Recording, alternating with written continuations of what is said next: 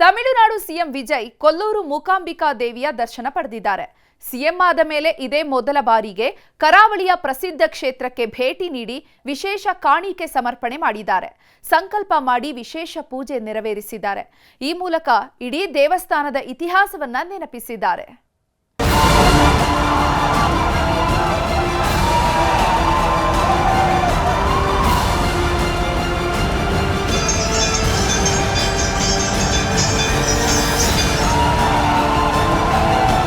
ಸಂಕಲ್ಪ ವಿಶೇಷವಾಗಿ ಅವರೇನು ಹೇಳಲಿಲ್ಲ. ಖಡ್ಗ ಸಮರ್ಪಣೆ ಮಾಡಿದರು. ಖಡ್ಗ ಅಂತ ಹೇಳಿದ್ರೆ ಅದು ವಿಜಯದ ಪ್ರತೀಕ ಒಂದು, ಅಥವಾ ಮುಂಚೆ ಸಂಕಲ್ಪ ಮಾಡ್ಕೊಳ್ಳೋದಿದ್ರೆ ಶತ್ರು ಸಂಹಾರದ ಒಂದು ಸಂಕಲ್ಪ.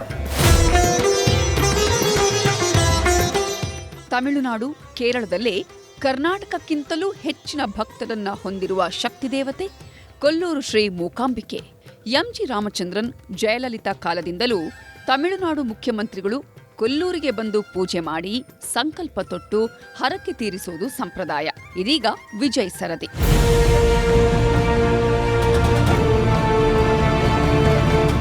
ಮಂಗಳೂರು ಏರ್ಪೋರ್ಟ್ನಿಂದ ಕೊಲ್ಲೂರಿಗೆ ಕಾರ್ನಲ್ಲಿ ಬಂದ ವಿಜಯ್ಗೆ ದೇವಸ್ಥಾನದ ಆವರಣದಲ್ಲಿ ಪೂರ್ಣಕುಂಭ ಸ್ವಾಗತ ನೀಡಲಾಯಿತು.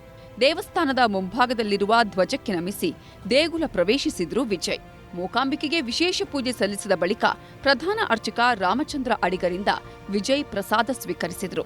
ಸುಮಾರು ಅರ್ಧ ಗಂಟೆಗಳ ಕಾಲ ದೇವಿ ಮುಂದೆ ನಮಿಸಿದ ವಿಜಯ್ಗೆ ಅರ್ಚಕ ಸುರೇಶ್ ಭಟ್ ರಕ್ಷಾದಾರ ಕಟ್ಟಿದ್ರು. ಬಳಿಕ ಮೂಕಾಂಬಿಕೆಗೆ ದೀಪಾರಾಧನೆ ನಡೆಯಿತು. ಖಡ್ಗವನ್ನ ಯಾವ ಉದ್ದೇಶಕ್ಕೆ ಕೊಡ್ತಾರೆ ಸಾಮಾನ್ಯ? ಖಡ್ಗ ಅಂತ ಹೇಳಿದ್ರೆ ಅದು ವಿಜಯದ ಪ್ರತೀಕ ಒಂದು, ಅಥವಾ ಮುಂಚೆ ಸಂಕಲ್ಪ ಮಾಡ್ಕೊಳ್ಳೋದಿದ್ರೆ ಶತ್ರು ಸಂಹಾರದ ಒಂದು ಸಂಕಲ್ಪ. ಸರ್, ಅವರಿಗೆ ರಕ್ಷಾದಾರವನ್ನ ಕಟ್ಟಲಾಯಿತು, ಅದರ ಹಿನ್ನೆಲೆ ರಕ್ಷಾದಾರ ಅಂತ ಹೇಳಿದ್ರೆ ದೇವಿ ಪೂಜೆ ಮಾಡಿದ ಒಂದು ರಕ್ಷೆಗೋಸ್ಕರ ಅಷ್ಟೇ. ರಾಜಕೀಯ ಕ್ಷೇತ್ರದಲ್ಲಿ ಅವರಿಗೆ ಮೂಕಾಂಬಿಕಾ ರಕ್ಷೆಗಾಗಿ ರಕ್ಷಾದಾರವನ್ನು ಕಟ್ಟಲಾಗಿದೆ. ಮೂಕಾಂಬಿಕೆ ಸನ್ನಿಧಿಯಲ್ಲಿ ದೀಪಾರಾಧನೆ ಬಳಿಕ ಪರಿವಾರ ದೇವರುಗಳ ದರ್ಶನವೂ ಆಯಿತು.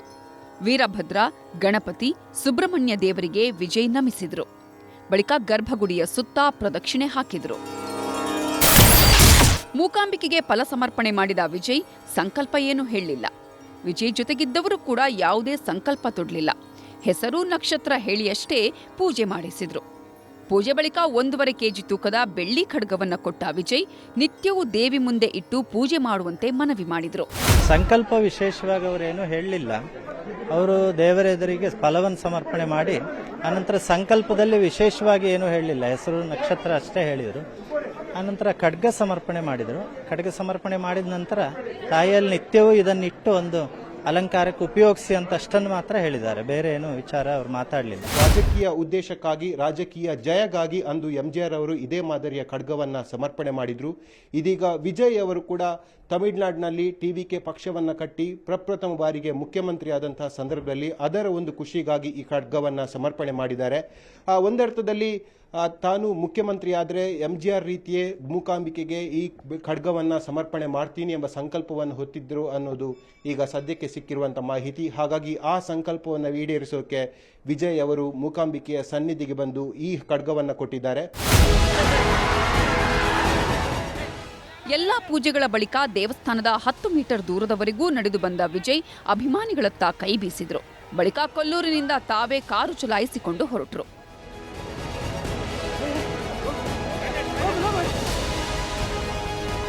ವಿಜಯ್ ಮಾತ್ರವಲ್ಲ, ಈ ಹಿಂದೆಯೂ ತಮಿಳುನಾಡಿನ ಮುಖ್ಯಮಂತ್ರಿಗಳು ತಮ್ಮ ಅಧಿಕಾರಾವಧಿಗಳಲ್ಲಿ ಮೂಕಾಂಬಿಕೆ ಆರಾಧನೆ ಮಾಡಿ ಸಂಕಲ್ಪ ತೊಟ್ಟಿರುವುದು ಇತಿಹಾಸದಲ್ಲಿದೆ. ರಾಜಕೀಯ ಬೆಳವಣಿಗೆಗಾಗಿ ಹರಕೆ ಹೊತ್ತಿದ್ರು ಎಂಜಿ ರಾಮಚಂದ್ರನ್. ಹರಕೆ ಫಲ ನೀಡಿದ ಹಿನ್ನೆಲೆಯಲ್ಲಿ ದೇವಿಗೆ ಚಿನ್ನದ ಖಡ್ಗ ಕಾಣಿಕೆ ಕೊಟ್ಟಿದ್ರು. 1984ರಲ್ಲಿ ಬಂದಿದ್ದ ಎಂಜಿಆರ್ 1 ಕೆಜಿ ತೂಕದ ಖಡ್ಗ ಸಮರ್ಪಣೆ ಮಾಡಿದ್ರು. ಎಂಜಿಆರ್ ನೀಡಿದ ಖಡ್ಗವನ್ನೇ ಇಂದಿಗೂ ದೇವಿ ಅಲಂಕಾರಕ್ಕೆ ಬಳಕೆ ಮಾಡಲಾಗ್ತಿದೆ.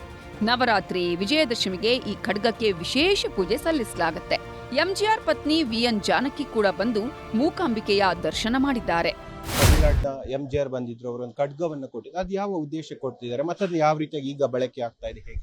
ಅದೇ ಅವರು ರಾಜಕೀಯವಾದಂಥ ಜಯಕ್ಕೆ ಇರತಕ್ಕಂಥ ಪ್ರತಿಬಂಧ ನಿವಾರಣೆಗೋಸ್ಕರ ಅವರು ಸಂಕಲ್ಪ ಮಾಡಿದ್ದಂತೆ ಇರುವಂಥ ಮಾಹಿತಿ. ಸಂಕಲ್ಪ ಸಿದ್ಧಿಯಾಗಿ ಅವರು ಮುಖ್ಯಮಂತ್ರಿಗಳಾದ ನಂತರ ಇಲ್ಲಿ ಬಂದು ಖಡ್ಗ ಸಮರ್ಪಣೆ ಮಾಡಿ ಆರಾಧನೆ ಮಾಡಿ ಹೋಗಿದ್ದಾರೆ.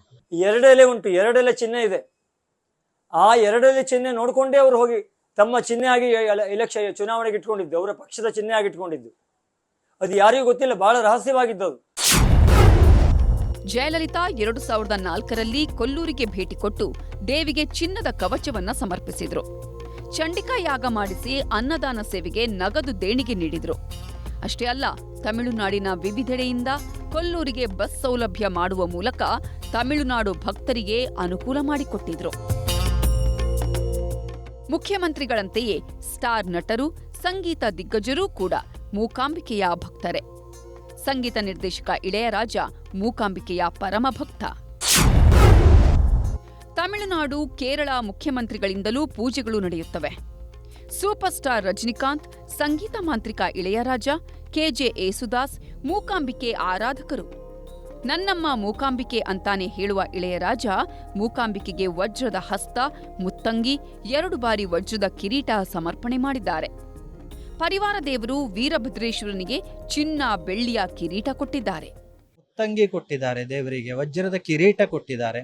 ಮೊನ್ನೆ ತಾನೇ ವೀರಭದ್ರ ಸ್ವಾಮಿಗೆ ಮತ್ತೆ ಅಮ್ಮನವರಿಗೆ ಮತ್ತೊಂದು ವಜ್ರ ಕಿರೀಟಗಳನ್ನ, ಚಿನ್ನದ ಮತ್ತೆ ಬೆಳ್ಳಿಯ ಕಿರೀಟಗಳನ್ನೆಲ್ಲ ಸಮರ್ಪಣೆ ಮಾಡಿದ್ದಾರೆ.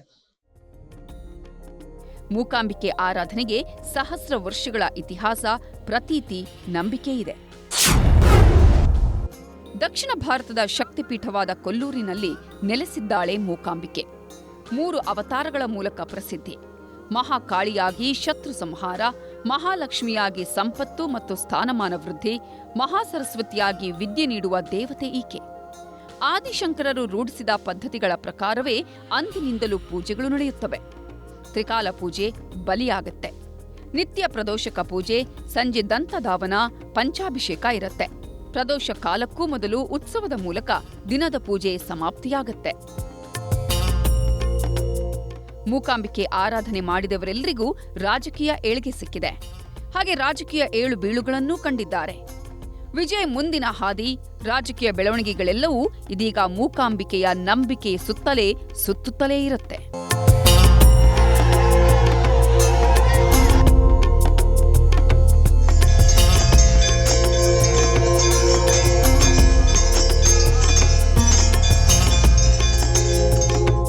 Bureau report, news 18.